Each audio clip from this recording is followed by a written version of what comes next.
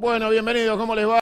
Gracias por estar ahí. Un encuentro más de día lunes y obviamente hay un sector de la sociedad que en su conjunto siempre se siente congratulado y festivo en materia de alcanzar objetivos deportivos que alegran, que son parte de lo cotidiano.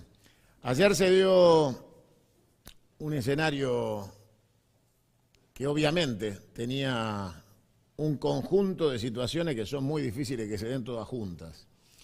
Y sin embargo, todas atravesaron en esos 100 y pico de minutos la parte más emotiva por el resultado, por el transcurso, por la mística. Pero pocos se atreven a hacer la analogía de ese esfuerzo de un grupo de deportistas de alto rendimiento con lo que tal vez como contraste sucede en la Argentina.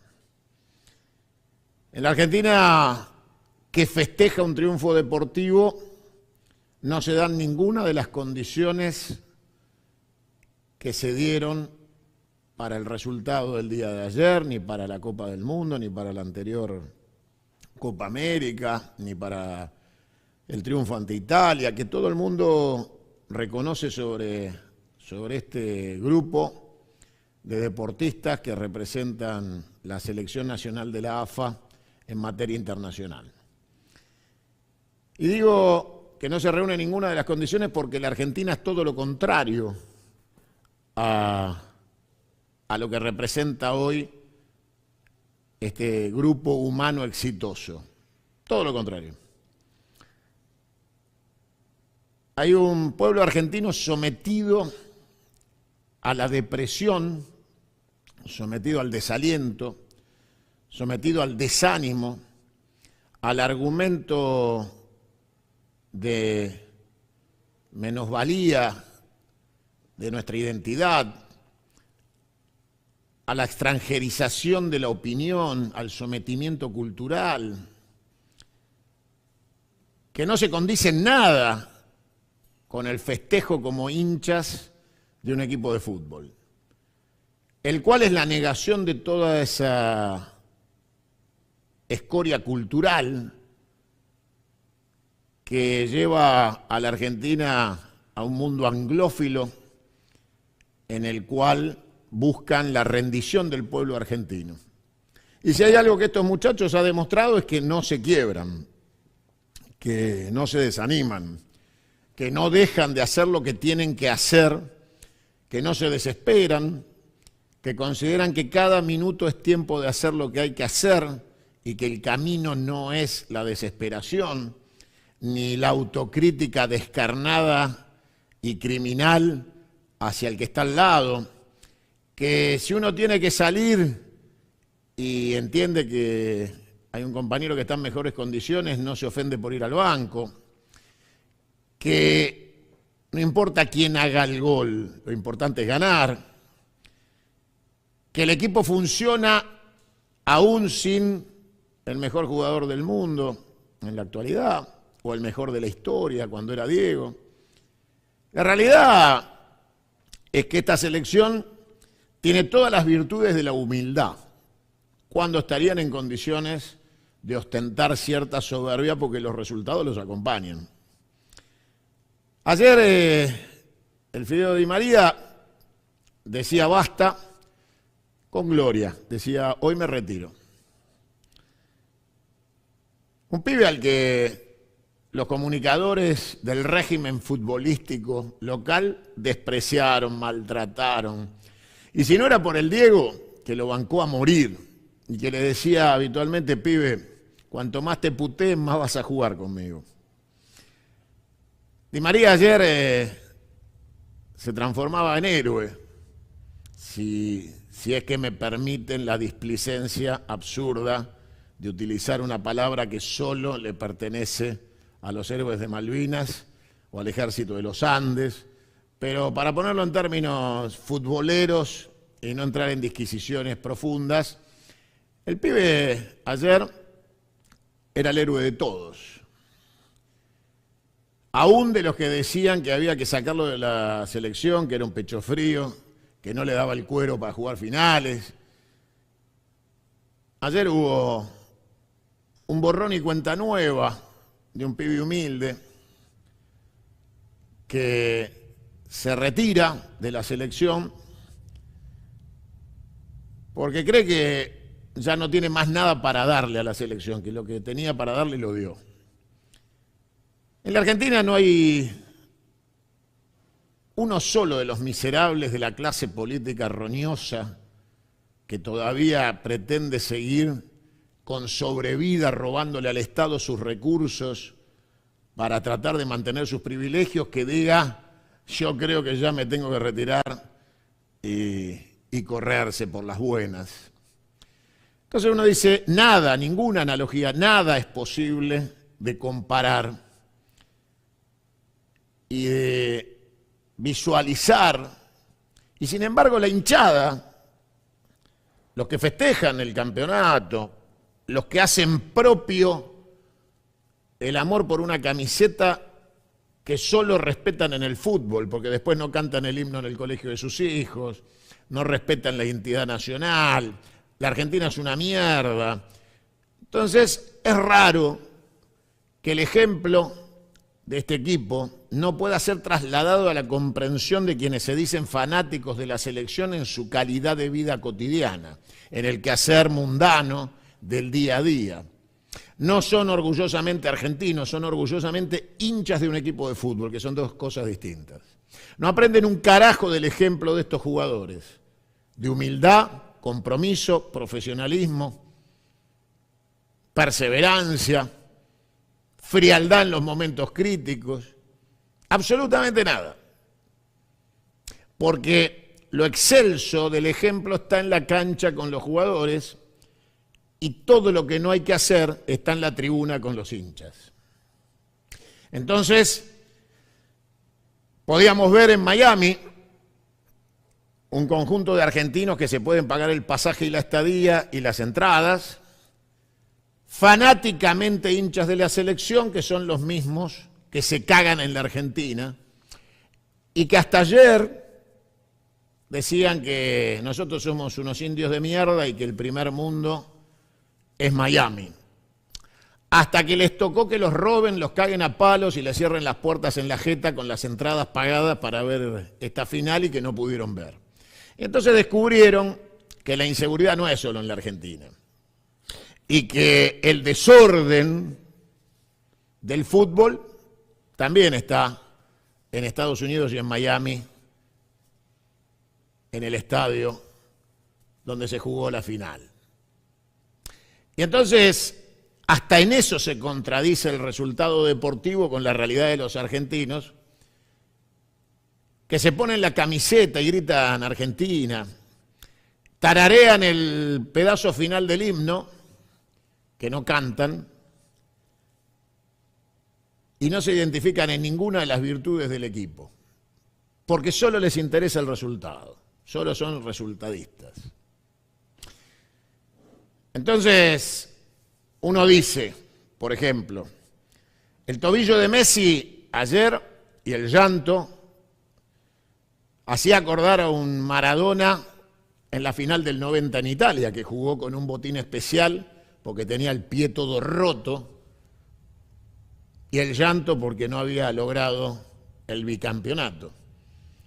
Los dos mejores jugadores con Di Stéfano, tres, de la historia del fútbol argentino, empatizados ellos dos en el llanto, el dolor, la frustración de Messi de no poder terminar de jugar, la de Maradona de no poder levantar la copa, los dos con los pies, el tobillo y el pie hecho mierda, tratando de dar todo hasta el final. Pero allá no se ganó, acá se pudo ganar, y sin embargo, el triunfo ocasional no quita el mérito de la competencia y la entrega que tuvo el Diego y aquel equipo en la final del 90. La hinchada no respeta a los jugadores, no tienen el más mínimo respeto. De hecho, cuando se dio la vuelta de los campeones del mundo, la Argentina que salió a homenajearlo también se les metió en el micro donde iban, tuvieron que volverse por el peligro que corrían y suspender la recorrida. Los hinchas no son iguales de respetuosos que los jugadores argentinos en el ejercicio profesional del fútbol. Ocasionalmente todas las virtudes están en los jugadores y muy pocas veces en la hinchada. En una hinchada que es hincha de la selección de la AFA, pero no es hincha de la Argentina.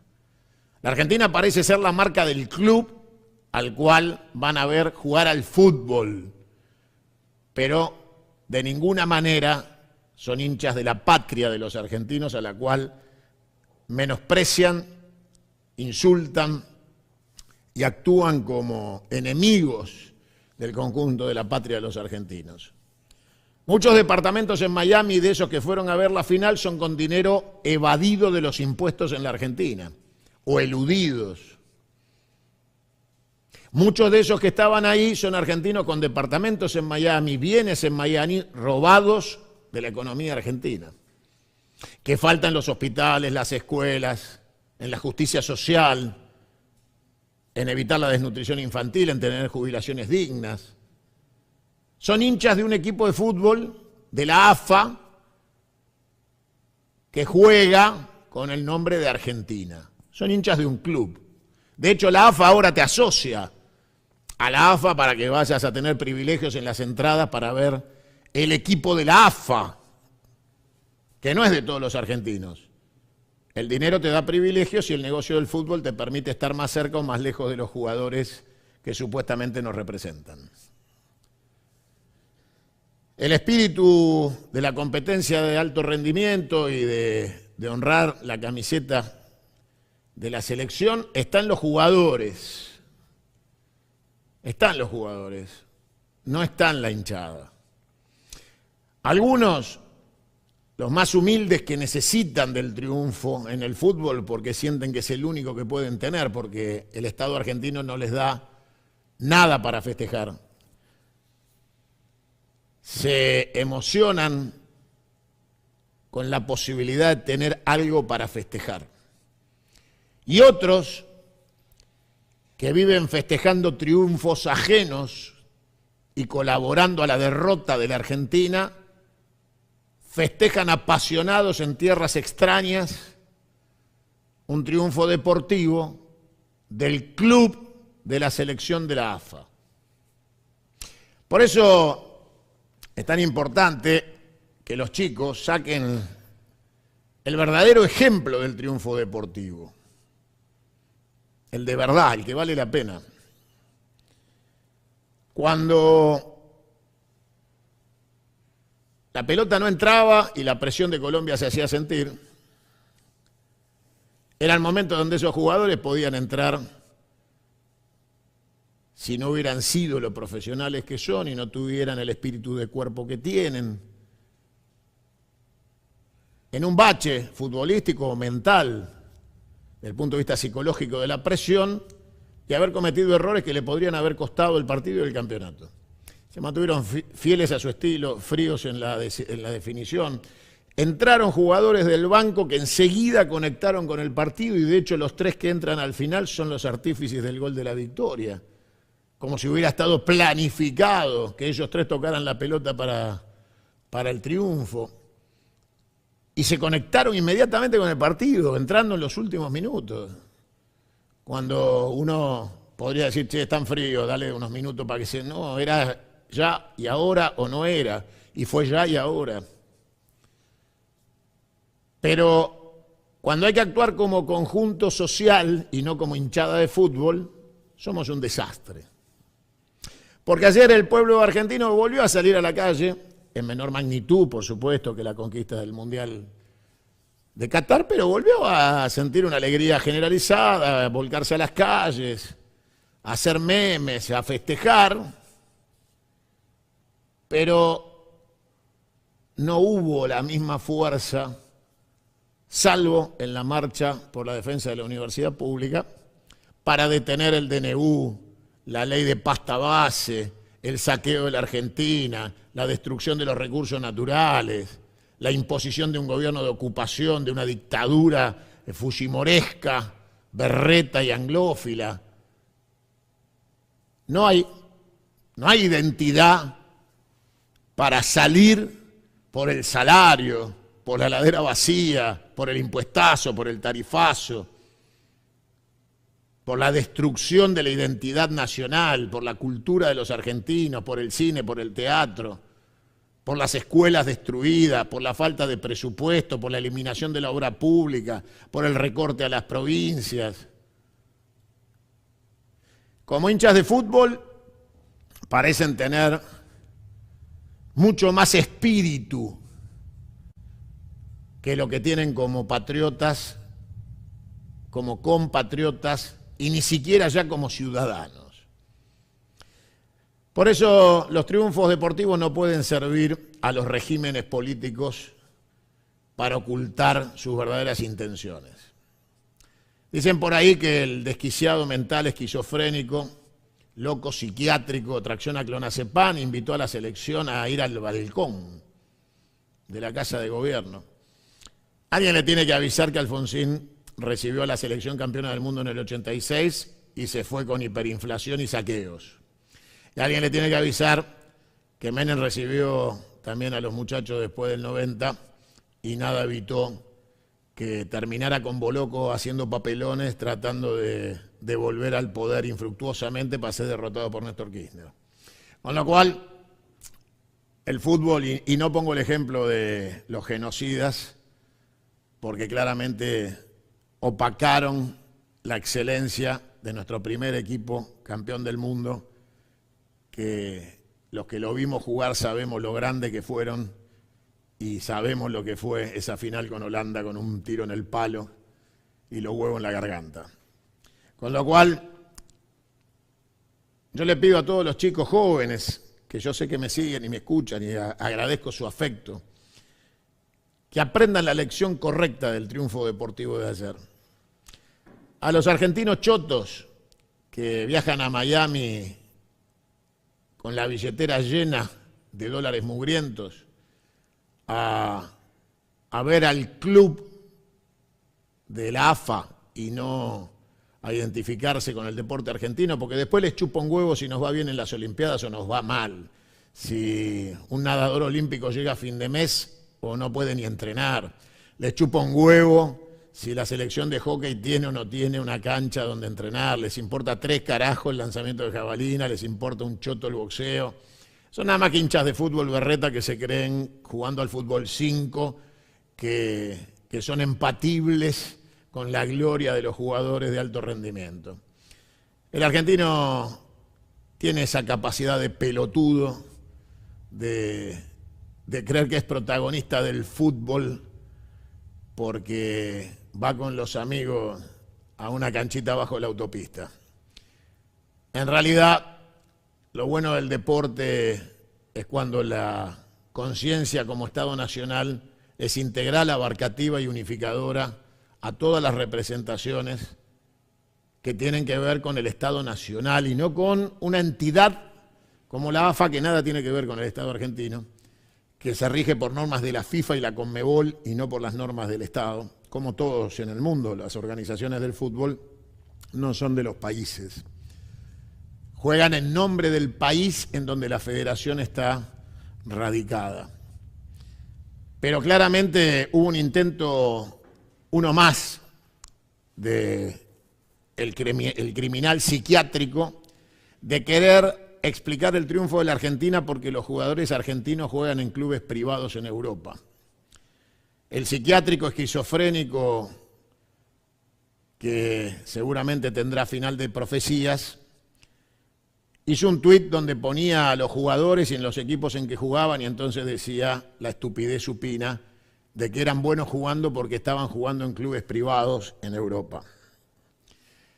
Si hay algo que han demostrado estos muchachos es el compromiso eterno con el amateurismo, porque ayer Messi no lloró por plata, por fin lloró por la selección, por fin lloró porque había algo que se le iba de las manos y gracias al resto del equipo él también pudo festejar sin jugar.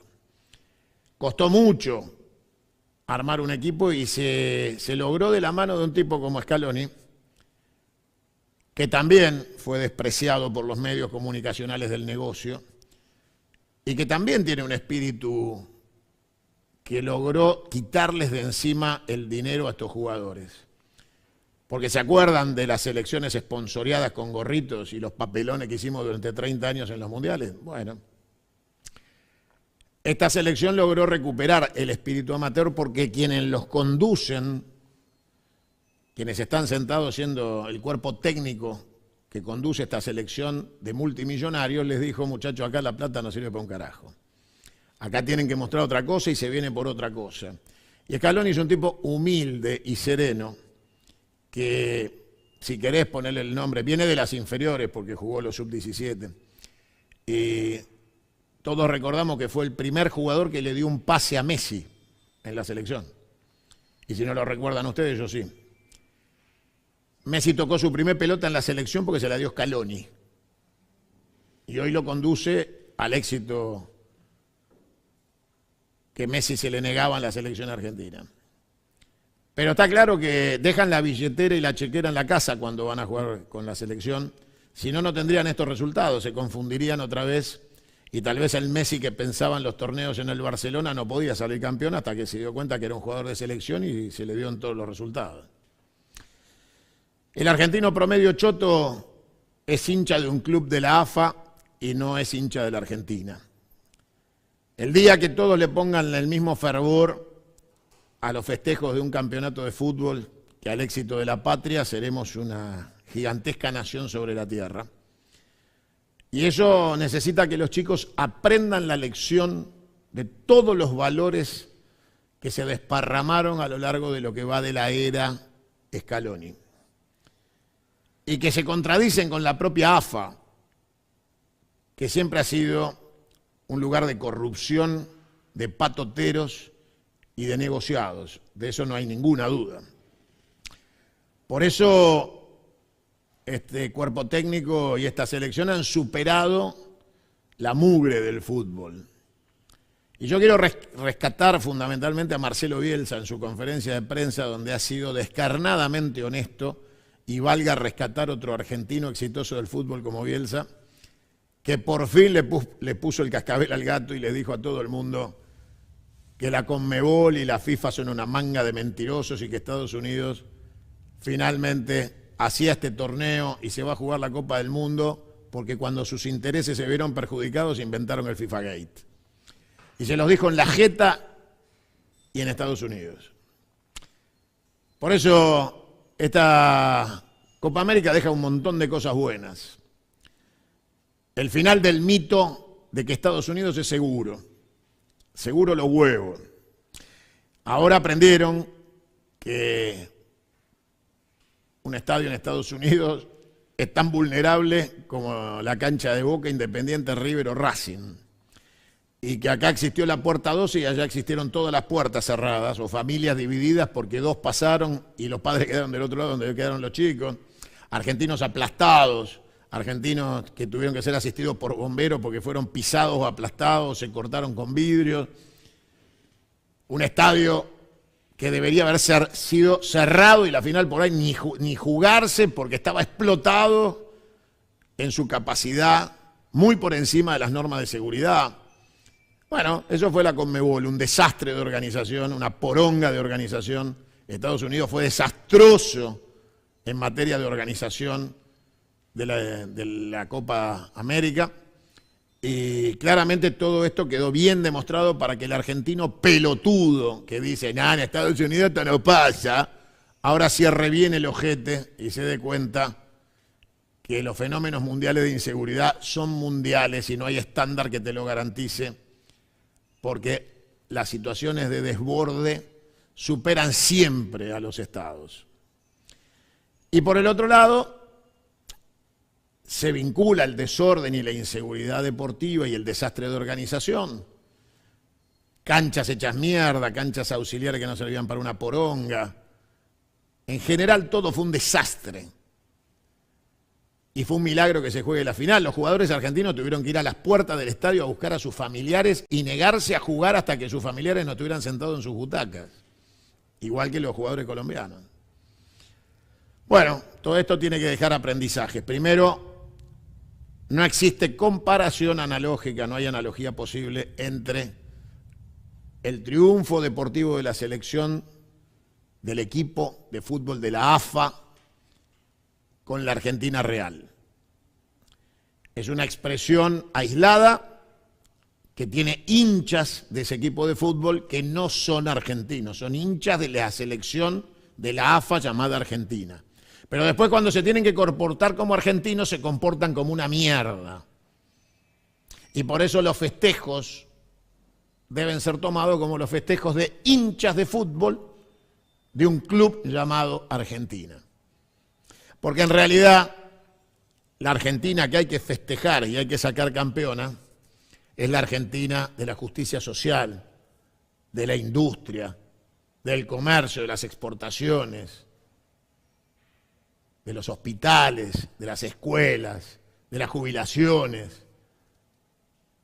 Y esa va última en la tabla. Me meto con otro episodio en el gran país del norte, que no es Bolivia. Los Estados Unidos de Norteamérica fueron protagonistas una vez más de otro hecho de inseguridad, en este caso de violencia política, en un intento de magnicidio a Donald Trump. Siembra tormentas y cosecharás tempestades.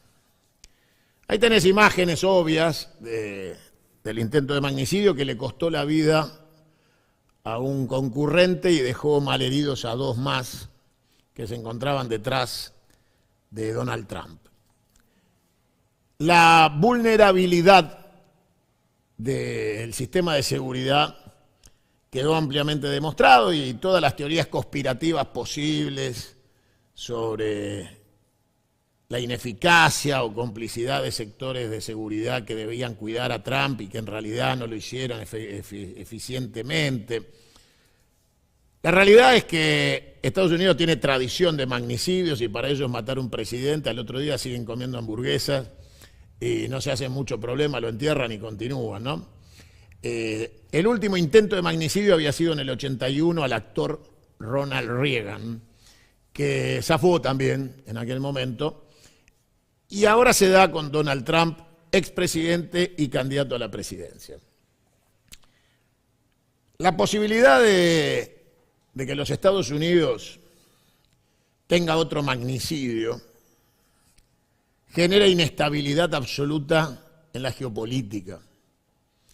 Un país que no puede cuidar a su posible presidente, que ya fue presidente, en medio de una conmoción global y universal porque estamos en terrenos de la Tercera Guerra Mundial y la advertencia de la Federación Rusa de que la instalación de misiles en territorio europeo pone en riesgo a las principales capitales de Europa de ser objetivos legales para la Federación Rusa. O sea,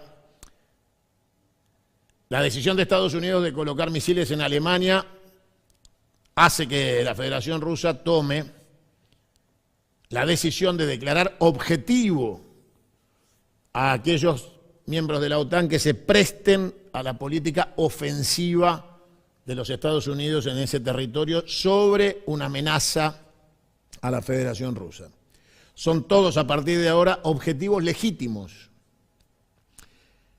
Y claro, los rusos dicen, nosotros somos capaces de conjugar la amenaza, pero lamentablemente si lo hacemos, porque tenemos la capacidad para evitar que esas armas sean utilizadas en contra de la seguridad física del territorio ruso, va a ser destruyendo la seguridad territorial de aquellos que nos amenacen. Con lo que conlleva esto en la desaparición material de esas ciudades y de sus poblaciones. Esto nos pone en el borde de la Tercera Guerra Mundial con carácter nuclear. Y entonces uno dice, ¿puede Estados Unidos estar conducida sin seguridad pública para su jefe de Estado o eventual jefe de Estado o ex jefe de Estado de 78 años o en manos de un hombre senil y acabado de 81 como es Biden. Los Estados Unidos tienen estructura administrativa con amplia experiencia en conflictos internacionales, porque como todo imperio ha construido políticas sustentables de defensa, pero es muy peligroso que el comandante en jefe de las Fuerzas Armadas de uno de los colosos globales esté a tiro de fusil de un lobo solitario, según ellos, que podría haberle arrebatado la vida a Donald Trump. En la Argentina tuvimos un intento de magnicidio similar en cuanto a que Cristina logró evitar la muerte y sin que le costara la oreja. Pero la Argentina también demuestra la intolerancia y el olvido de un hecho de magnitud significativa, que es que un expresidente argentino podría haber sido asesinado, y hoy el juicio que se le sigue a los autores, y digo los porque el intento por tratar de demostrar que un loquito se levantó a la mañana y la quiso matar a Cristina y no le preguntó a nadie, es tomarnos a todos de pelotudos. Y la Argentina olvida el intento de magnicidio y toma, digamos, casi estado anecdótico el desarrollo del juicio, casi para cazadores de la verdad, pero de ninguna manera es un hecho popular y masivo de comunicación la situación del esclarecimiento de un intento de magnicidio que atravesó a la Argentina, en donde no tenemos esa tradición, gracias a Dios, de andar matando presidentes. Y sin embargo la Argentina amortizó y se escucharon frases como fue un autoatentado de campaña, ojalá lo hubieran matado, etcétera, etcétera, etcétera. Por todos estos motivos uno dice, bueno, los argentinos están más preocupados porque casi se muere Trump que por el hecho de que casi matan a un presidente argentino. El juicio no lo ve nadie, no lo transmite nadie. A nosotros nos cuesta y no pudimos hasta ahora acceder a los audiovisuales del juicio para poder pasarlos, porque nosotros los juicios los pasamos. Y no podemos informarle a los que estén interesados en saber la verdad porque simplemente nos lo niegan, porque no es un juicio oral y público, porque no se publica en ningún lado. Y obviamente los canales analógicos del régimen niegan la posibilidad de ver el esclarecimiento de un intento de magnicidio, pero sí le dan cantidades volumétricas de espacio para ver qué pasó con Donald Trump. Tiene que ver con esto de que si matan a un presidente en Estados Unidos es más importante que si matan a un presidente en Argentina. Y esta situación se enmarca también en el análisis de que el mundo tampoco se detuvo en Donald Trump y en el episodio de que le han hecho un agujero para el piercing. La realidad es que se jugó la final de la Eurocopa y los españoles festejaron, gracias a Dios los ingleses fueron derrotados y lloran una derrota más en su haber en otro de los terrenos donde han sido superados ampliamente en Europa. Se jugó la final de la Copa América y América toda y a Colombia le chupó un huevo Trump y a la Argentina también en el escenario popular.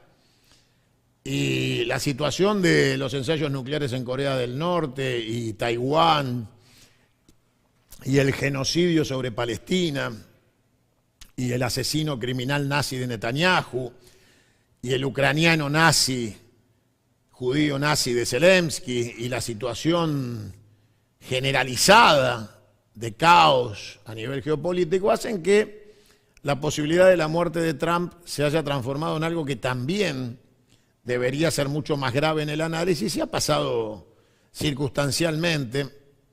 Y la actitud del propio Donald Trump de utilizar casi como estado consciente de campaña que me quisieron matar, aprovecho, levanto el puño y me muestro como si viniera del Far West a caballo para ganar la elección, muestra que el mundo está muy débil y al borde de un colapso, porque los Estados Unidos están más cerca de un enfrentamiento fratricida que de una solución política con un triunfo de Trump.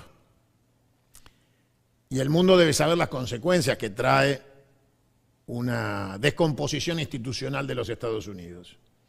Aquellos que combatimos el imperialismo y que somos anticolonialistas, como los argentinos bien paridos, que luchamos contra monarquías, imperios y colonias y proyectos coloniales, tampoco somos suicidas y sabemos que desmantelar un aparato imperial como el de los Estados Unidos no debe ser ni con una guerra civil, ni con un desorden nuclear, ni con una descomposición del aparato de control de las Fuerzas Armadas desplegadas por el mundo entero de los Estados Unidos, porque eso trae, obviamente como consecuencia, la anarquía de un estado global de conflicto que debe ser resuelto y conjugado de manera armónica. Estados Unidos necesita sacar de la carrera presidencial a Biden de inmediato e intentar un triunfo sobre Trump. Y si gana Trump, prepararse para un posible escenario de convulsión interna en los Estados Unidos que puede traer consecuencias globales, incluido para nosotros.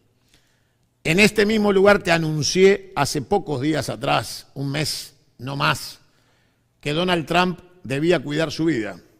Acá te lo dije. Que el triunfo en el debate de Donald Trump ponía en alerta a todos los espacios de negocio, de venta de armas y de la industria del comercio ilegal de armas, que si Donald Trump cesa en el apoyo a Ucrania para continuar con esta loca y desquiciada confrontación con la Federación Rusa, iba a enfrentarse a ese polo de poder que es el negocio del armamentista y que obviamente, muy probablemente se lo quisieran sacar de encima. Existe la posibilidad que se repita, de que esto no se haya terminado, de que no sea un lobo solitario, sino un solo tirador y existan más para volver a intentarlo, antes o después de ser electo presidente si gana. Se mostró claramente la ineficiencia absoluta de la seguridad presidencial cuando se vio a los francotiradores del Estado de los Estados Unidos, de la seguridad presidencial, no atinar a reaccionar antes que el tirador tire, habiéndolo tenido identificado, y esperar a que se produzca el tiroteo para poder resolver la situación. Un acto presidencial con los francotiradores a espaldas del candidato a presidente, montando sus armas, obviamente era suficiente alerta para sacar al candidato de ahí. No se entiende que sobre los techos lindantes al candidato a presidente y expresidente estén repentinamente poblados de francotiradores en posición de disparo y el presidente sigue hablando como si nada pasara, cuando él mismo se percató y se dio cuenta de que algo no andaba bien en el escenario de la presencia de las fuerzas de seguridad apostándose para disparar. Todo indica torpeza, ineptitud, incapacidad para organizar un partido de fútbol y para cuidar a un presidente candidato a presidente. Y si esto pudo pasar, pueden pasar cosas peores, porque matar a un presidente es un hecho gravísimo, es un magnicidio, que para la sociedad en su conjunto se ha transformado en un nanocidio, porque ya no existe lo magno de matar a un presidente. Parece que las sociedades han amortizado que la clase política es tan miserable que merece la muerte, y que, bueno, si se moría Cristina o Trump, al otro día sigo comiendo hamburguesa.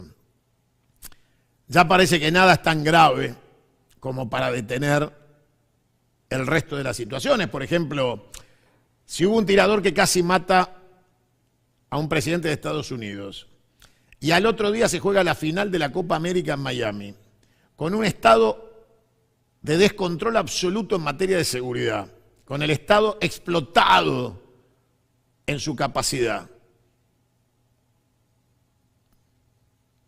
¿qué hubiera impedido un atentado en el estadio?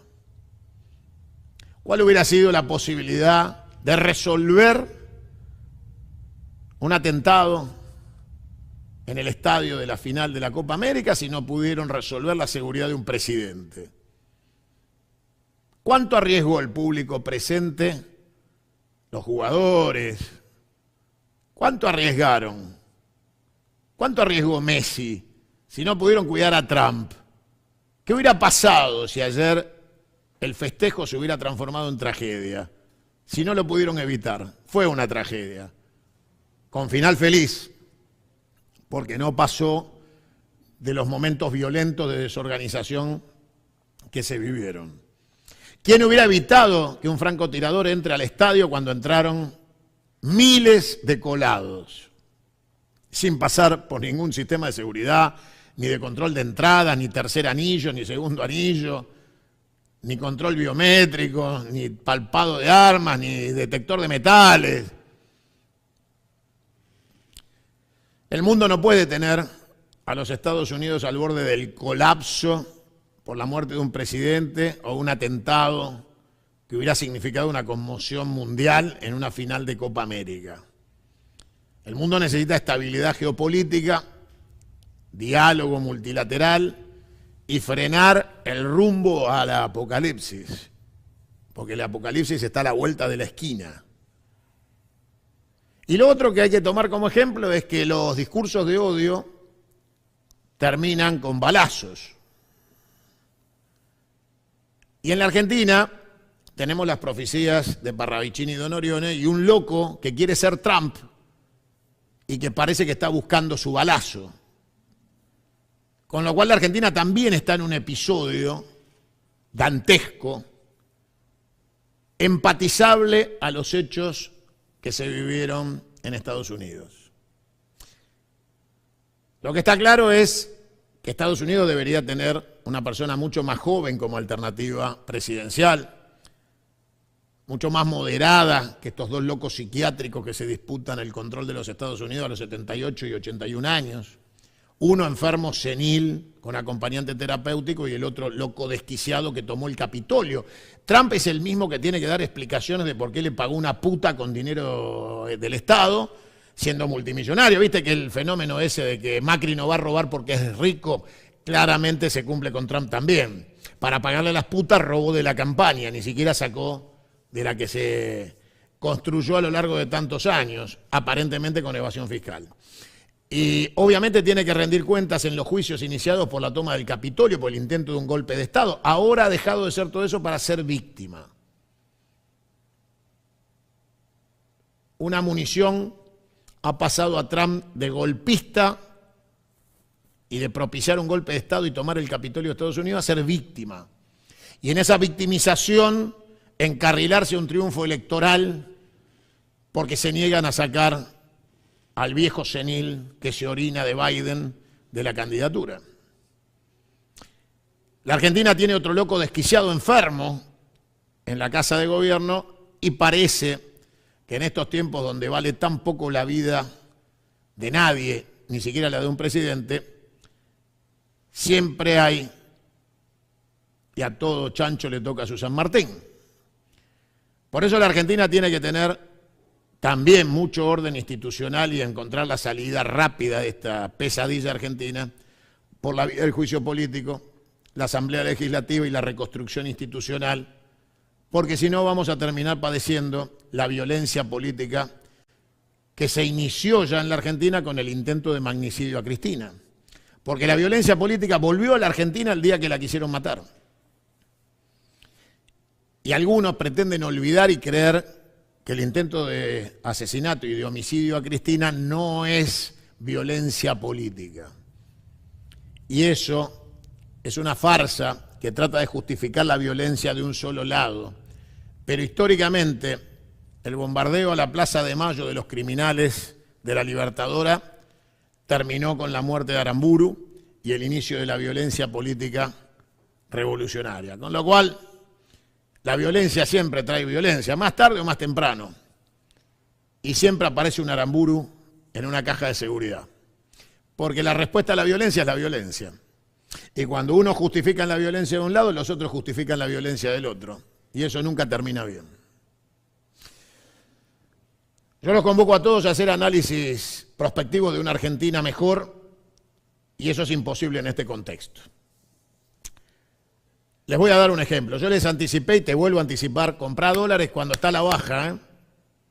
Comprá dólares, 1.500 es barato, hoy bajó, anda a comprar, porque el dólar va a romper la barrera del sonido. El gobierno le encontró un firulete para que el paralelo baje contra las reservas del central. Entonces te aparece Caputo y te dice, che, hay que bajar la sensación térmica del blue, para que la sociedad no entre en colapso cuando Cunio le dice comprá 1.500 que se va a 2.000 o rompe la barrera de los 2.500. Entonces, ¿qué hacen? El Banco Central, que no tiene reservas, va a salir a comprar dólares para regalar dólares en el MEP o en el contado con liqui. Entonces, ¿qué hacen? Compran dólares y los liquidan para que los exportadores y la patria financiera puedan adquirir dólares baratos contra las reservas del central. O sea, el central está quemando reservas de vía indirecta, comprando caro y vendiendo barato para hacer bajar el blue por un ratito, porque el dólar acá no baja, toma impulso, para que la sociedad perciba que el dólar bajó un poquito. Comprá todo lo que puedas a la baja, porque va a explotar. Porque cada día el central tiene menos reservas, ahora vencen 3.800 millones dentro de un mes. El central está liquidando las reservas que no tiene para jugar la tapa de los diarios y mostrarte un dólar que baja, que en realidad sigue al mismo precio o más, porque si le sumás al valor del dólar de tabla blue lo que el central y el gobierno está liquidando en este firulete, en este puré del dólar para pocos, está tomando un envión que cuando vuelva, yo te dije 2.000 esta semana, 2.500 cuando vuelva. Por eso, este es un gobierno de ocupación, de saqueadores, de ladrones, de estafadores, que no tiene salida. El gobierno este ya se terminó. Esperan un triunfo de Trump, dicen, si es que no lo matan antes o 2 días después, para apalancarse en préstamos o auxilios del gobierno de los Estados Unidos. Y entonces, yo te puedo asegurar que este gobierno que dice lleguemos hasta noviembre que gane Trump, ayer cuando, antes ya 3 días cuando se conoció el balazo a Trump, se orinaron y se cagaron encima pensando que se les acababa la teoría de la gallina de los huevos de oro, que en realidad caga mierda, no oro, y que tampoco es ninguna solución ni en noviembre, ni en octubre, ni en agosto, ni en septiembre, ni en marzo. Porque Estados Unidos entra en el final de su ciclo imperial de la peor manera. De todas maneras, este acto criminal de dejar de emitir en el sentido irracional de no hacerse cargo de las políticas sociales para tratar de controlar de manera artificial el valor del dólar con un firulete, con un puré que muestra que el dólar está muy por arriba de 2.000 ya, muestra el final de un artificio de un gobierno acabado rumbo a las profecías. Trump zafó y le quedó la posibilidad de un piercing porque el agujero ya lo tiene. El payaso que tenemos acá busca su destino hacia las profecías de Parravicini y Don Orione. Necesitamos que Estados Unidos recupere la paz institucional porque el peligro es global y que la Argentina deje de tener un loco para poder volver a reestructurar la autonomía política, la independencia económica y el rumbo de los días más soleados. La violencia política está instalada en el mundo entero. Los argentinos, desde el día que quisieron matar a Cristina Kirchner, Pero ni acá ni allá existe ya la teoría del magnicidio. Ya no es tan importante que un presidente se muera, anótenlo en la Casa de Gobierno. Nos vemos mañana. Chao, gracias. ¿Entendés por qué 1 + 1